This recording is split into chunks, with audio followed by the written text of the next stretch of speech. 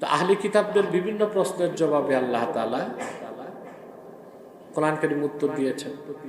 সূরা আলে ইমরান 64 নম্বর আয়াতে আল্লাহ তাআলা তার হাবিবকে বলেন, কুল ইয়া আহলাল কিতাব, আপনি বলুন হে আহলি কিতাব, তাআলাউ ইলা কালিমাতিন সাওয়াইন বাইনানা ওয়া বাইনাকুম, আসে একটি কথায় আমরা ঐকমত্য স্থাপন করি। আসে একটি কথায়, যে কথায় আমরা ঐকমত্য স্থাপন করতে পারি, যেটা আমরা তো বিশ্বাস করি, তোমরাও আহলে কিতাবরা বিশ্বাস করতে পারো। সেটা কি? আল্লাহ না'বুদা ইল্লাল্লাহ, আমরা আল্লাহ ছাড়া কারো ইবাদত করব না।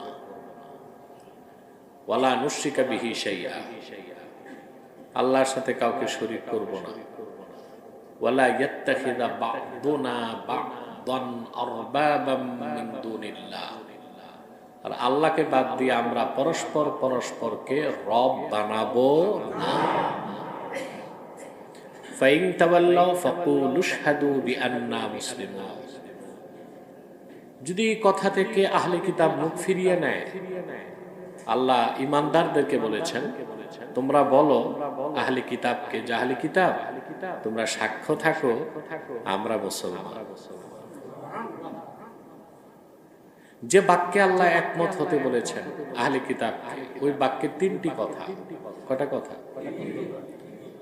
তার প্রথমটি হচ্ছে আল্লাহ না'বুদা ইল্লাল্লাহ, আমরা আল্লাহ ছাড়া কারো ইবাদত করব না। তাওহীদবাদী তাওহীদকে বিশ্বাস করার পর সে যে মুতাওয়াহিদ, এক আল্লাহতে বিশ্বাসী, এটার প্রমাণ হচ্ছে ইবাদত। সে একমাত্র ইবাদত করবে আল্লাহর জন্য। কার জন্য? আল্লাহর জন্য। আল্লাহকে ইলাহ হিসেবে বিশ্বাস করার অর্থই হচ্ছে আল্লাহ ছাড়া অন্য কারো ইবাদত করা যাবে না। কোনো অর্থে, কোনো ব্যাখ্যায়, কোনো দৃষ্টিকোণ থেকে আল্লাহ ছাড়া অন্য কারো ইবাদত হতে পারে না। এখন আহলি কিতাব কারা? আহলি কিতাবরাও কি কাফের নাকি? প্রশ্ন আসে না?